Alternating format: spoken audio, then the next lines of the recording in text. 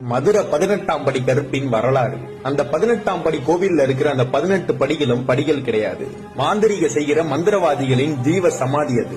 அதுக்கு மேல நான் 18ஆம் படியான் கருப்பு உட்கார்ந்திருப்பாரு. இந்த 18ஆம் படி கருப்பு மதுரையில எப்படி உருவானாரு? பாண்டிய நாட்டுல இருக்கிற அழகர் கோவிலுக்கு சேல நாட்டு மன்னன் வராரு. அழகரை பார்த்தோன்னே அவரோட அழகுல மயங்கி பிரமிச்சு போய் நிக்கிறாரு. இந்த அழகரை எப்படியாச்சும் கடத்தி நம்ம நாட்டுக்கு கொண்டு வரணும்னு எவ்வளவோ திட்டம் போடுறாரு. அந்த சேல நாட்டுல உள்ளவங்கன்னா சொல்றாங்க, அது ஒரு சக்தி வாய்ந்த சிலை, அது அவ்வளவு சீக்கிரம் கொண்டு வர முடியாதுன்னு. எப்படியாவது அந்த சிலையை எடுத்துட்டு வந்துடணும்னு 18 மந்திரவாதிகளை ஏற்பாடு பண்றாரு சேல நாட்டு அரசர். அந்த மந்திரவாதிகளும் சொல்றாங்க, அந்த கடவுள் ரொம்ப சக்தி வாய்ந்தவர், மாந்திரிகம் தாந்திரிகம்லாம் செஞ்சுதான் அந்த சிலையை கட்டுப்படுத்தி எங்களால கொண்டு வர முடியும்னு சொல்றாங்க.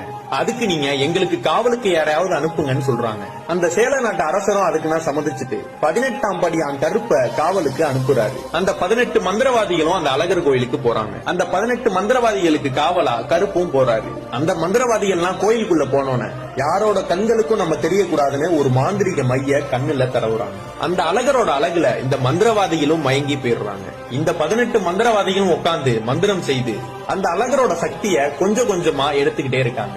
இது தினசரி நடந்து கொண்டே இருக்கிறது. அந்த அழகரோட முகப்பொலிவும் கொஞ்சம் கொஞ்சமா குறைஞ்சுக்கிட்டே வருது. இந்த 18ஆம் படி கருப்பும் அழகரை பார்க்கலாமேன்னு போறாரு. அவரும் அந்த அழகரை பார்த்து அழகுல மயங்கி நிக்கிறாரு. இங்க நடக்கிறது எல்லாமே இந்த கோவில் பூசாரி கனவுல அந்த அழகர் சொல்றாரு, என்னை திருடி செல்வதற்காக 18 மந்திரவாதிகள் என் கருவறையில் மறைந்து உட்கார்ந்து இருக்காங்க, என்னை காப்பாற்றுன்னு அந்த அழகரும் சொல்றாரு. இவர் இந்த பாண்டிய நாட்டு அரசர்கிட்ட போய் இதை நான் சொல்றாரு. அந்த அரசரும் ஒரு வழி கண்டுபிடிச்சு தினந்தோறும் அந்த பிரசாதம் வைக்கிற அந்த பொங்கல்ல நிறைய மிளகு சேர்த்து வைக்கிறாங்க. அதெல்லாம் சாப்பிட்ட அந்த 18 மந்திரவாதிகளுக்கும் மிளகோட காட்டத்தினால அவங்க கண்ணுல பூசின அந்த மையினா அழிஞ்சு அவங்களோட உருவனா தெரிய ஆரம்பிக்குது. அந்த 18 மந்திரவாதிகளும் அந்த ஊர் மக்கள் கண்களுக்கு தெரிய ஆரம்பிச்சிட்டாங்க. அந்த மந்திரவாதிகள் இந்த அழகரை எங்கள் நாட்டுக்கு கடத்த வந்தது உண்மைதான், ஆனா அந்த அழகரை பார்த்து அவரோட அழகுல மயங்கினதும் உண்மைதான். அந்த 18ஆம் படியான் கருப்பும் வெளியில வராரு. எனக்கு இங்க இருந்து சேல தேசம் போக விருப்பம் இல்ல, அதனால இந்த கல்லழகருக்கு நான் காவலா இருக்கேன்னு சொல்றாரு. இந்த 18 மந்திரவாதிகளும் நாங்கள் எல்லாரும் செய்தது தவறுன்னு சொல்லி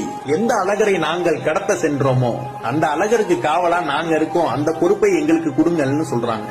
அதை இவங்க பிறவி பயனா எடுத்துக்கிட்டு அந்த அழகரை காக்குறாங்க.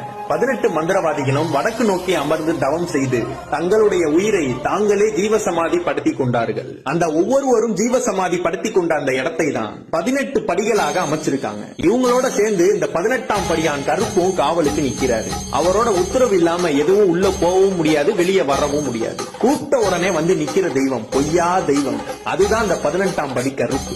உண்மை எங்க இருக்கோ அவங்களுக்கு பக்கத்திலேயே இருந்து வெற்றி பெற செய்யக்கூடிய தெய்வம் அப்படின்னா கருப்புக்கு நிகரான தெய்வம் எதுவுமே இல்லை.